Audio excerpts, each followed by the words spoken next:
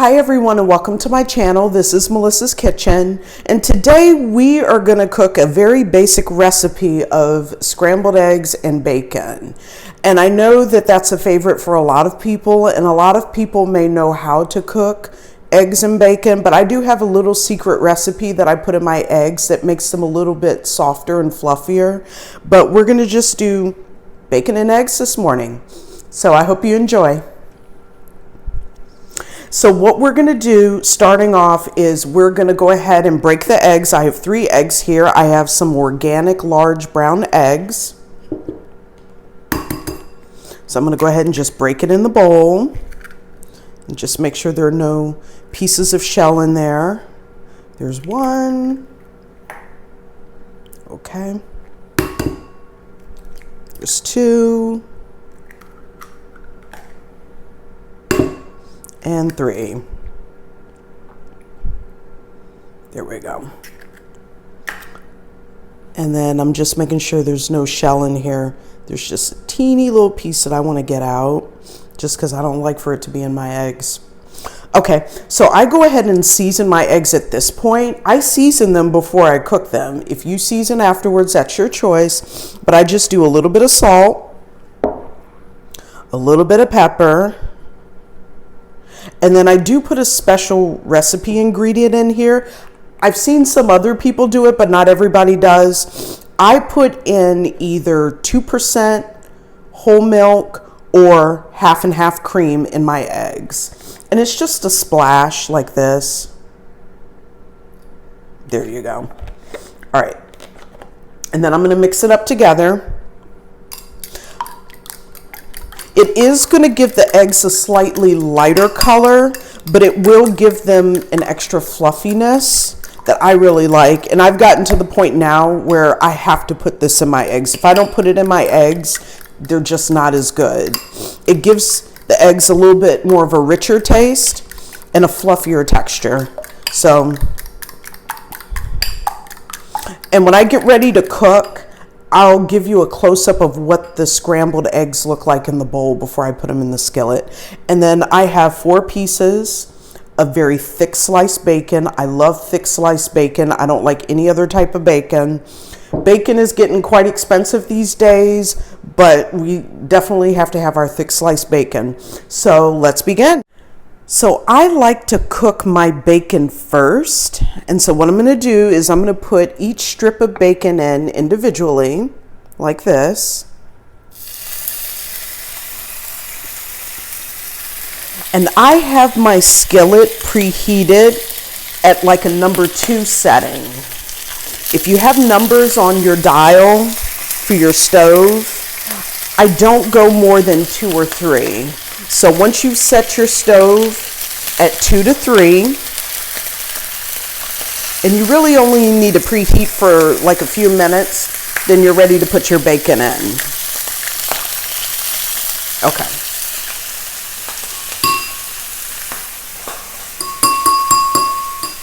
So the big thing with bacon is I do like to try to cook it evenly.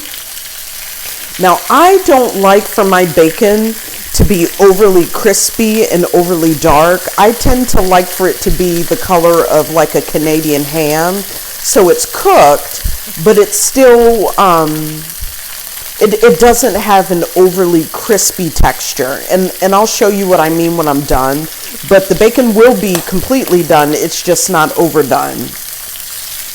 And so, as you can see, you have to be very careful because when you're cooking something at a pretty hot temperature, the oil will pop back at you. Now, I just line the skillet with a little bit of olive oil before I put the bacon in. So whatever type of oil that you use, just be mindful that when you start cooking the bacon, the grease will pop back at you. So you do need to be careful. So I'm going to just periodically lift up, and you can see that it's already starting to get a little bit brown.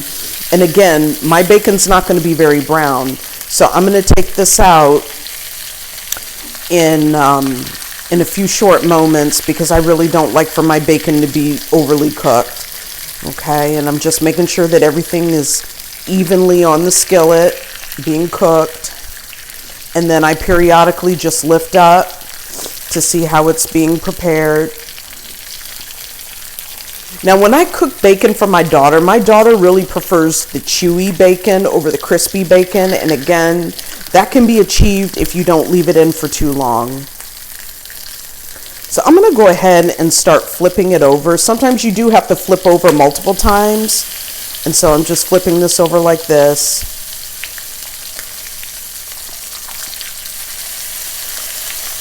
And you can see that it's only really been a minute that we've been doing this. And again, my skillet's set at like a number 2 on my stove dial. You can go to 3, but I wouldn't go beyond that.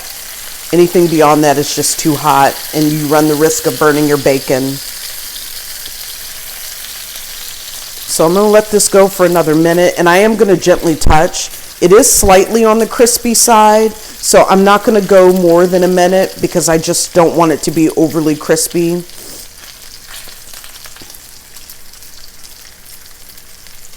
And bacon cooks up so fast.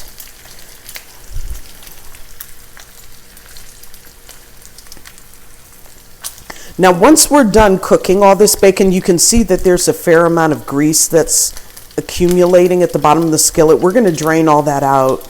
My mom used to, when she was done cooking bacon, she used to put her bacon and sausage over a doubled over paper towel to help absorb the grease afterward. You can definitely do that after you drain your skillet, just to minimize the amount of grease that you're eating.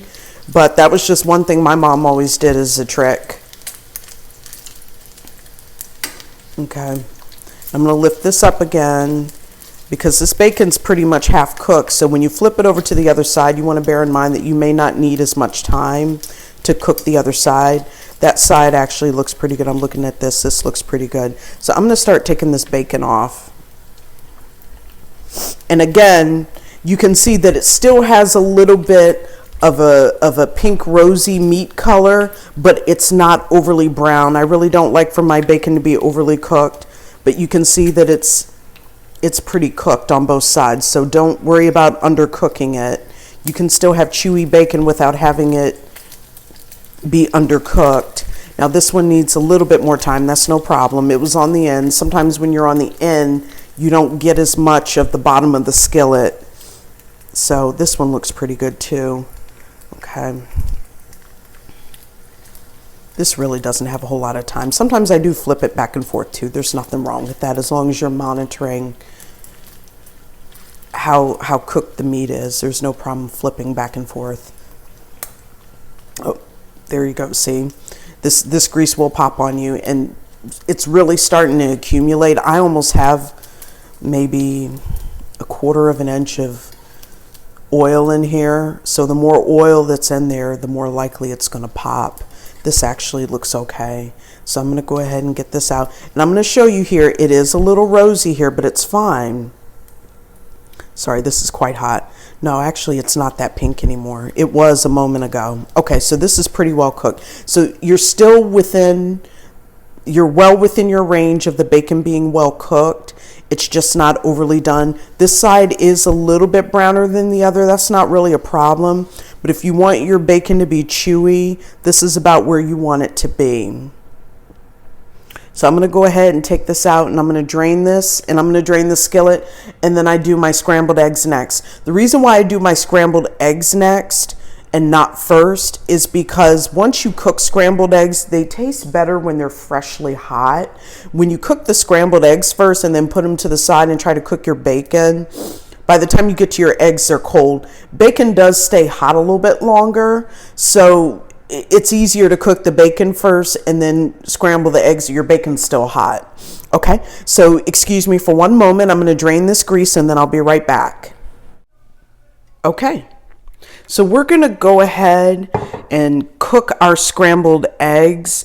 Now, I did wipe off the skillet a little bit just to get the grease and the pieces of bacon that were remaining from me cooking the bacon. Please be very careful when you do this because the skillet is still quite hot, but I do like to clean up a little bit after the bacon so that when I cook my eggs don't have that residue in them. So just a little bit of oil. This is my olive oil, my beloved olive oil. If you guys have been following me for a while, you know how much I love olive and avocado oil.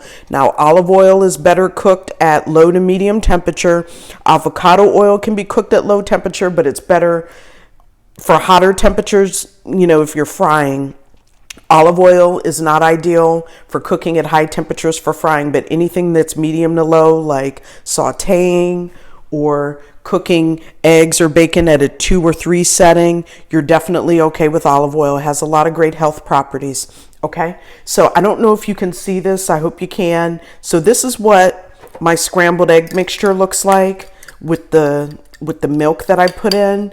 Again, I really love half and half. It gives it a much thicker, creamy, fluffy texture and taste, or creamy taste, I guess, fluffy texture. But 2% milk will work. Whole milk is great. If you want to use skim milk, that's your choice.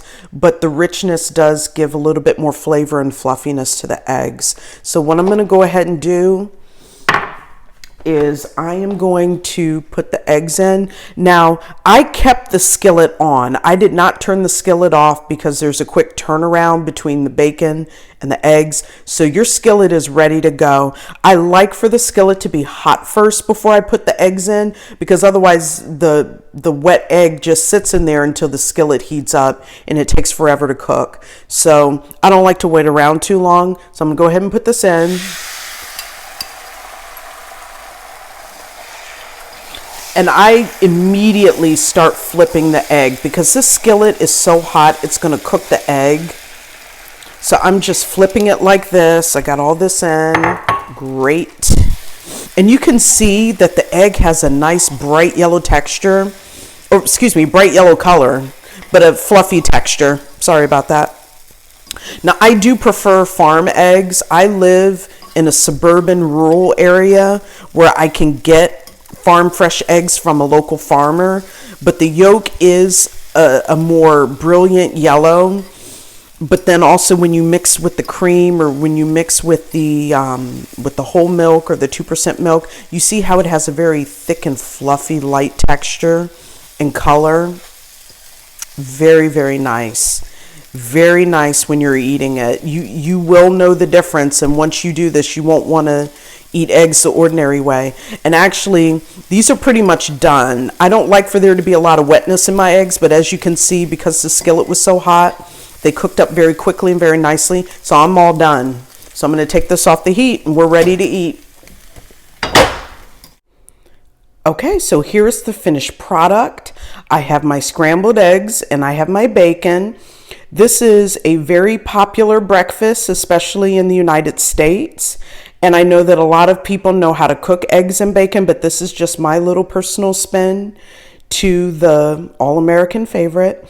So if you guys have any questions or any suggestions, or if you have your own little secret recipe to your bacon and eggs, please comment below in the comments box. And again, I really appreciate it when you guys give me recipe ideas or requests or suggestions for what the next video should be. So if there's anything in particular that you want me to do, please comment in the comment area below and I will get that video out for you ASAP. Thanks again for watching Melissa's Kitchen. Bye for now.